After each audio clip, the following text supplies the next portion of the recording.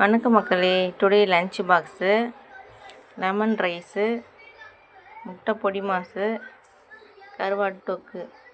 4 நாளாக போடவே இல்லைங்க. எனக்கு 4 நாளாக உடம்பு சரியில்லை, வீட்டில் சரியாக சமைக்கலை. இன்றைக்கி தான் எங்கள் வீட்டுக்காரர் தான் சமைச்சார். அதுவும் நேற்றும் பசங்க ஸ்கூல் லீவு, எங்கள் மாசி மகன்றதுனால